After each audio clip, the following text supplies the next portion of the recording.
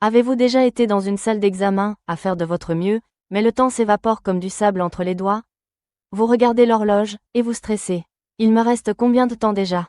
Pas de panique. Aujourd'hui, je vais vous montrer, étape par étape, comment je gère mes examens de mathématiques, et comment vous pouvez le faire aussi. Avant de commencer, une précision. Cette vidéo est adaptée de mon blog original, avec une narration par intelligence artificielle. Vous trouverez le lien dans la description. Je vais vous guider à travers ma méthode concrète pour réussir n'importe quel examen ou contrôle en mathématiques.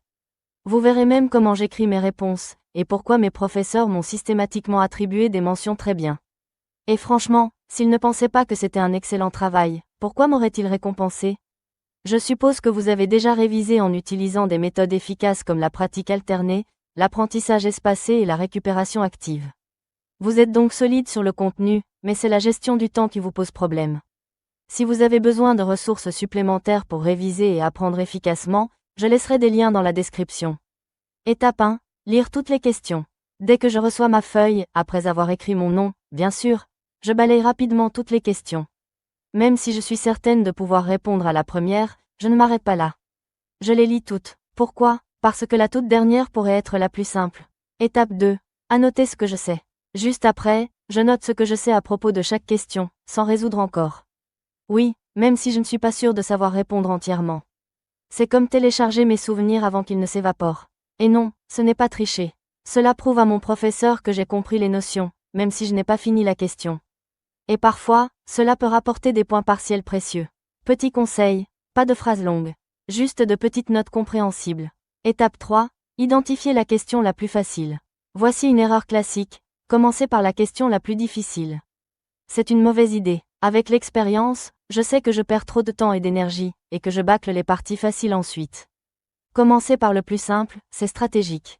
Même les petites questions à un point peuvent faire la différence entre un 11,9 qui vous donne une mention passable et un 12 qui est une mention assez bien.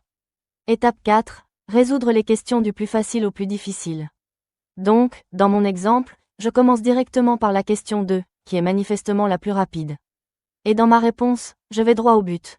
Je ne réécris pas l'énoncé. C'est une perte de temps totale. Personne ne vous donnera de points pour cela. Par exemple, au lieu d'écrire une phrase comme dans un manuel, je vais noter, terme dominant, moins 4x³, degré, 3, coefficient, moins 4, c'est propre, clair, lisible. Et surtout, j'évite les abréviations compliquées. Pas de termes techniques incompréhensibles, mais des notations que tout correcteur comprend. Voici des conseils finaux en bonus. N'utilisez pas de brouillon inutilement. Je suis persuadée que les brouillons sont une perte de temps en mathématiques. Pourquoi écrire 2 fois la même chose? Apportez un bon crayon bien taillé, votre gomme, respirez, et écrivez directement vos étapes sur la copie. Comme vous devez montrer vos calculs, si vous faites directement vos étapes sur la copie, vous n'avez pas besoin de refaire au propre.